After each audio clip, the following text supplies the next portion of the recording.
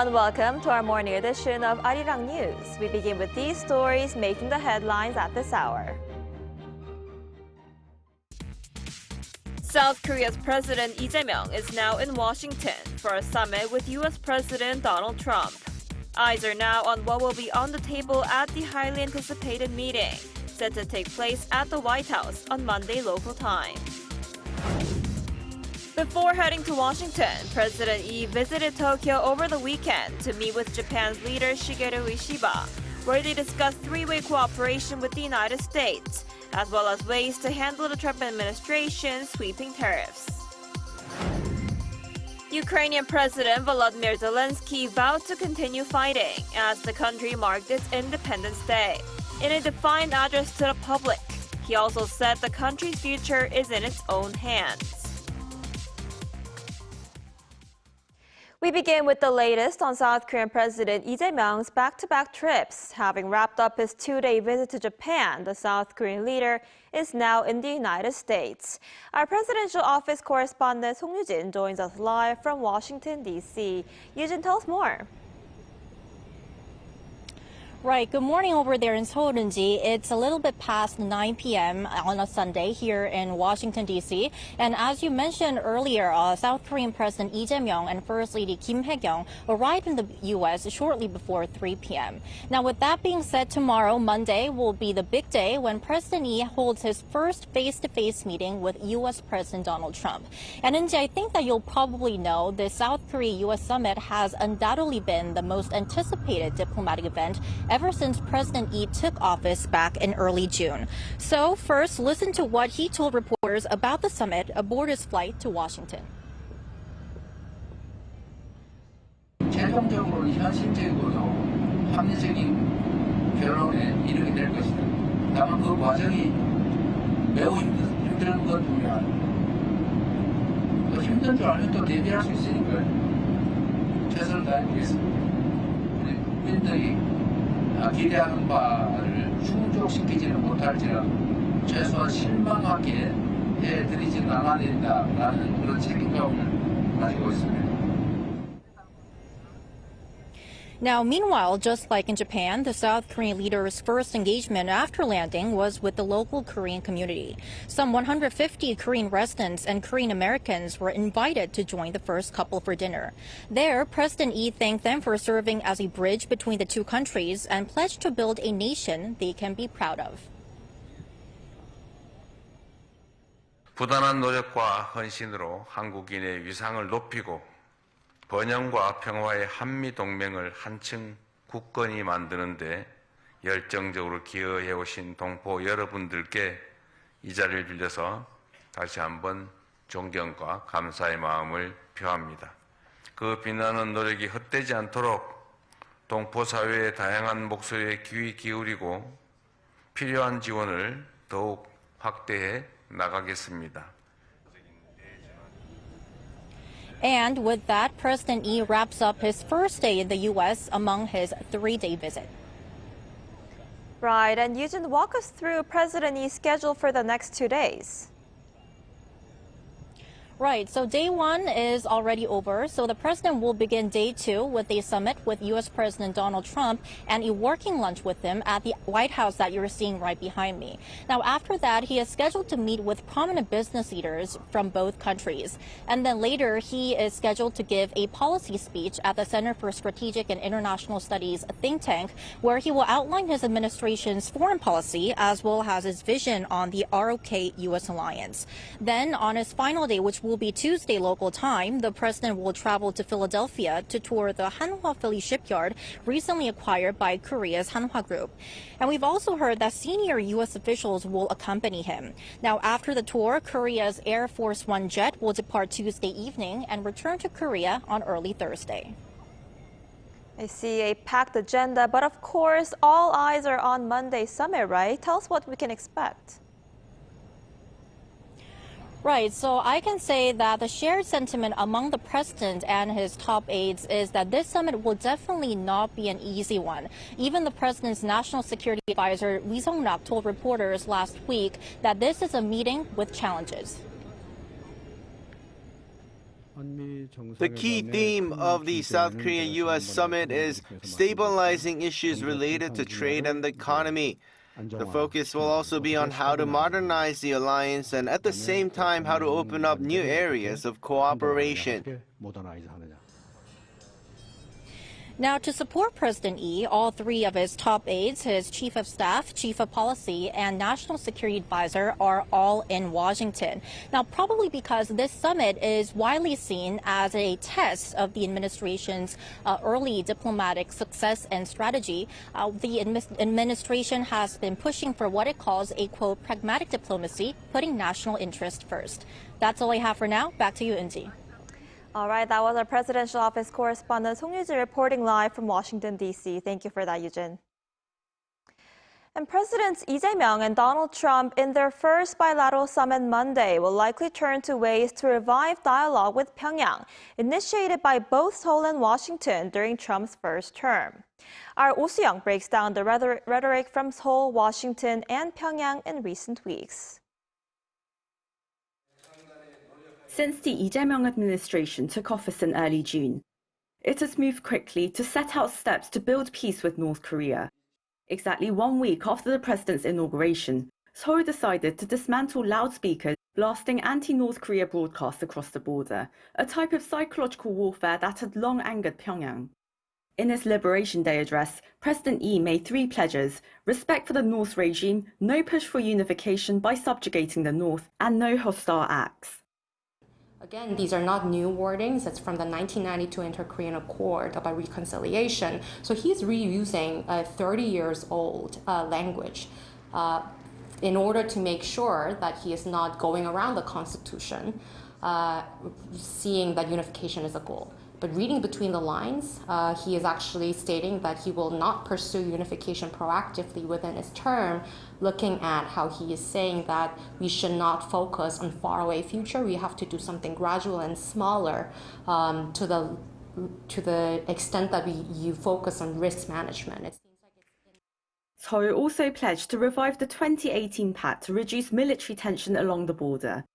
Officials, including the Unification Minister Chung Dong-young, have pushed to revive inter-Korean hotlines and even suggested North Korea join the APEC leaders meeting in South Korea this October. Pyongyang's response has been dismissive. So I think North Korea's response to Lee administration's reconciliatory approach is not being open for discussion or dialogue, but rather closing the door for most of it, but trying to condition the Lee administration so that they will work on scaling down the U.S.-South Korea drills going forward, which is in North Korea's benefit. At the same time, the North did not rule out talks with the U.S. Kim Yo-jong, the powerful sister of Kim Jong Un, suggested that Washington accept the regime's status as a nuclear weapon state for any engagement to take place. Washington has, quote, noted with interest Kim Yo-jong's remarks, while maintaining its firm stance on deterrence and denuclearization. Acknowledging that inter-Korean dialogue might take longer to materialize, Seoul has expressed full support for a possible Trump-Kim dialogue, while proposing a 3-stage model of denuclearization, freezing, then reducing before dismantling the North's nuclear program. Quite notably, Foreign Minister Choi Han has clarified that inter-Korean diplomacy will be pursued in parallel with US-North Korea talks. Thus, he said, Seoul's trust-building approach will remain anchored within the South Korea-US alliance and their goal of North Korea's denuclearization. Oh Soo-young, Arirang News. And before heading to Washington, President Lee was in Japan over the weekend for talks with his Japanese counterpart, Shigeru Ishiba. The meeting also served to bolster the personal bond between the two leaders. Our presidential office correspondent Yoon Jung-min is traveling with the president and files this report. President Lee Jae-myung and Japanese Prime Minister Shigeru Ishiba not only discussed a 3-way cooperation between South Korea, the U.S., and Japan, but also U.S. President Trump's sweeping tariffs on America's trading partners. The South Korean leader shared this with the press corps aboard Korea's Air Force One on his way from Tokyo to Washington.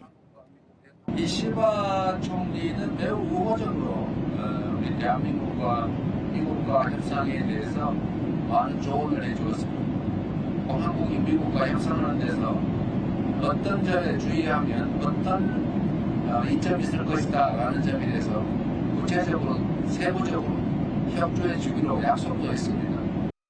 And the meeting served to strengthen not only cooperation between South Korea and Japan, but also the personal bond between the two leaders. The South Korean first couple were hosted by their Japanese counterparts for an official dinner after the summit on Saturday. Ishiba's signature curry dish and Korean chicken dish Andong Jimdak were served, as well as soju from I's hometown of Andong and beer made in Ishiba's hometown of Tottori Prefecture. Serving Andong soju and beer produced in Tottori Prefecture together seem to indicate a willingness of cooperation and reconciliation between South Korea and Japan. And Yi said he hopes to seek a breakthrough in thorny historical issues as the two neighbors broaden mutual understanding. On Sunday, President Yi met with politicians, including former Japanese Prime Minister Yoshihide Suga and the leader of Japan's Constitutional Democratic Party, Yoshihiko Noda, before heading for Washington. And First Lady Kim Hae-kyung met with Japanese students studying Korean at Majurio University in Tokyo, hoping to deepen cultural exchanges between the young generation of the two countries. The message of friendship was clear as the new South Korean leader concluded his trip to Japan. Now, more summit diplomacy awaits President Yi in Washington with his U.S. counterpart, Donald Trump. Yoon Jung-min, Arirang News, Tokyo. So as we just heard, President Lee Jae-myung is now in Washington for a summit with President Donald Trump. For more on this, we're joined by Professor Andrew Miller, the Assistant Professor of International Relations at Changwon National University. Professor Miller, thanks for joining us this morning. Good morning. Thanks for having me. So this will be President Lee's first summit with U.S. President Donald Trump. How significant is the visit and what might be on the agenda? So you're right.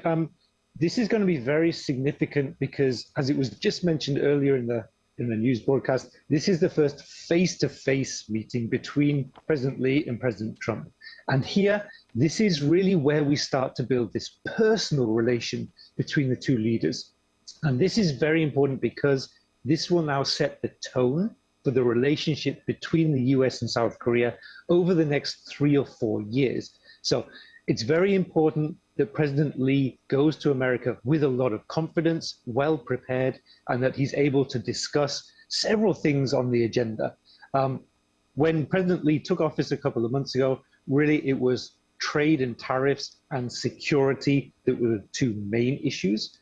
Obviously, a couple of weeks ago, we had this trade and tariffs deal almost completed. So now really it's going to be security issues and again, maybe looking into what was discussed in that deal. So maybe agriculture, shipbuilding, automobiles, and of course, Donald Trump's current favorite, the Alaska pipeline, which South Korea promised to spend about $100 billion on importing natural gas from there. Right, as you just mentioned, a lot of focus will be on security issues, particularly the burden sharing issue for U.S. troops stationed in Korea. And that's expected to be a key task for President Lee, especially as the Trump administration has been pressuring Seoul to pay more. And President Lee actually said on his way to Washington that it's difficult for South Korea to agree on the flexibility of U.S. forces Korea. How do you think this issue will likely play out? Right. So I think this is really going to be the key issue of this trip to America. As I said, the trade and tariffs, to a degree, they're pretty much already completed. So now the focus really will be on security issues. And it's going to be a few different areas. So as you mentioned, it will be the cost burden sharing between Korea and America. Now, Korea currently pays the US about $1 billion annually to have those US forces in Korea. We know Donald Trump has been pushing for an increase up to $5 to $10 billion. Now, whether that's likely, I do not know. I don't think it is. But also in terms of general defense spending, South Korea currently pays about 3.5% of its GDP on defense, which is pretty high, especially when you compare that with NATO allies in Europe. That's a relatively high figure, but Donald Trump wants that increased to at least 5%. So there's a lot of room for negotiation on the figures, how much South Korea can pay more to America. But then there's also the other issues of nuclear capabilities. So there's a lot of talk in South Korea at the moment about the South Koreans being able to enrich their own uranium for industrial purposes. Now, under the 123 agreement, which was updated in 2015, this is not allowed. So there's going to be several different issues related to security that could be discussed in this meeting. Right, absolutely. And before heading to Washington, President Lee also met with Japanese Prime Minister Ishiba to discuss trilateral cooperation among South Korea, the U.S., and Japan. And Prime Minister Ishiba reportedly also shared his experience negotiating with President Donald Trump. How might that help Seoul in its negotiations in any way? So there's a few things to look at here. The first one is, again, this visit means that now President Lee can go and visit Donald Trump and say, oh, look, South Korea and Japan, we have a very strong relationship. Over the past few years, maybe it hasn't been that strong, but now he can go and say, South Korea, US, Japan, trilateral security agreement, this is in a very strong position. So he can go with this very good news, but also on a more personal note, he can give President Lee a lot of sort of private information about how these meetings take place. And definitely what we've seen with President Trump is these Oval Office meetings, these are not standard meetings between leaders. This is into the Oval Office, not just a private meeting with the leadership, but also with a huge press grouping as well, asking a lot of questions. It's really much more of a show. So I think Prime Minister Ishiba will have given a lot of very good advice on how Lee can prepare for these styles of meetings that are going to take place. So I think really a very important meeting. But we should also remember when Ishiba visited in February, this was a very early part of Donald Trump's second term in office. Donald Trump has been growing in confidence, so maybe there will be some changes as well. Right, I guess we'll have to see how the summit on Monday will play out. All right, Professor Miller, I'm afraid that's all the time we have for today. Thank you so much for your insight. We appreciate it. Thank you. In other news, a special counsel team on Sunday sought an arrest warrant for ex-Prime Minister Han Duck-soo over alleged involvement in former President Yoon Suk-yeol's failed bid to impose martial law.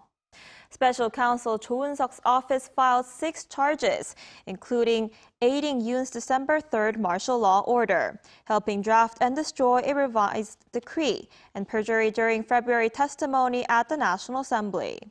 It marks the first time in South Korea's constitutional history that an arrest warrant has been sought for a former prime minister.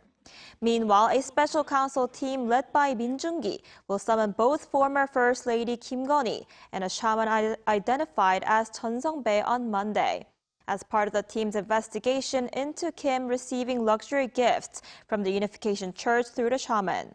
Kim did not attend Saturday's hearing, citing poor health. In North Korea, the regime's state-run news agency says Kim Jong Un watched over a successful anti-air missile system test over the weekend, with a cruise missile intercepted for the first time. Meanwhile, the UN command also confirmed that warning shots were fired at North Korean soldiers over the weekend after they crossed the military demarcation line. Our Kim Do-yeon reports. North Korea says it has successfully tested 2 new anti-air missile systems, releasing photos of a missile intercepting a cruise missile target under the watch of leader Kim Jong-un. State media on Sunday claimed that new systems are highly effective against drones and cruise missiles. One of the missiles is believed to be an advanced version of Russia's Tor system using a cold launch technology where the engine ignites mid-air.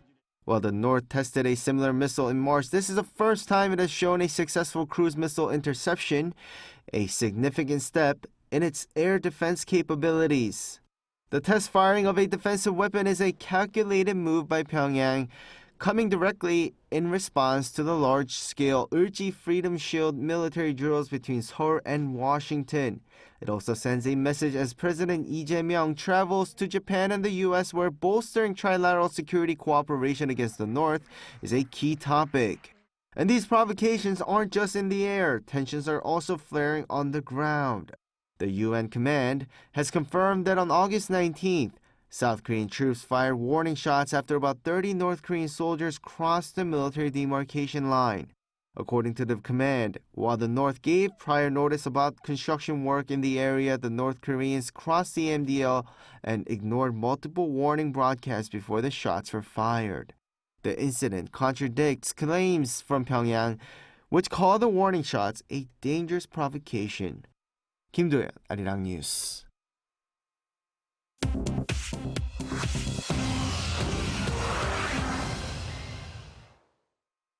Good morning, I'm Choi Ji-hee, and this is The World Now.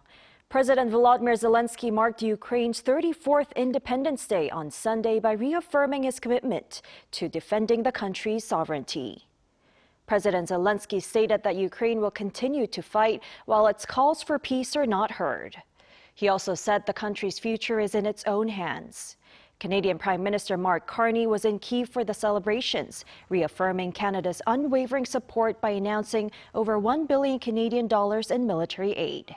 He also did not rule out the possibility of deploying peacekeepers as part of security guarantees for post-war Ukraine. U.S. envoy Keith Kellogg also attended the celebrations and received the Order of Merit. And Pope Leo XIV delivered prayers for Ukraine from the Vatican. Also on Sunday, Ukraine and Russia confirmed a prisoner swap with 146 soldiers exchanged from each side. In the United States, President Donald Trump has threatened to deploy National Guard troops to Baltimore, adding the city to a list that includes Washington, D.C. and Chicago. Trump stated he might send in the troops as he labeled the city out of control and criticized Maryland Governor Wes Moore's record on public safety. In response, Moore called Trump's remarks tone-deaf and ignorant, adding that Baltimore's homicide rate had decreased by more than 20% under his leadership. Moore invited Trump to walk the streets of the city with him to witness the progress made, but firmly rejected the idea of federal military intervention. Baltimore Mayor Brandon Scott also opposed the presence of federal troops, instead requesting increased support from agencies including the FBI. One governor described Trump's proposal as an abuse of power. Reports indicate that as many as 1,700 National Guardsmen are expected to be mobilized across 19 states in the coming weeks.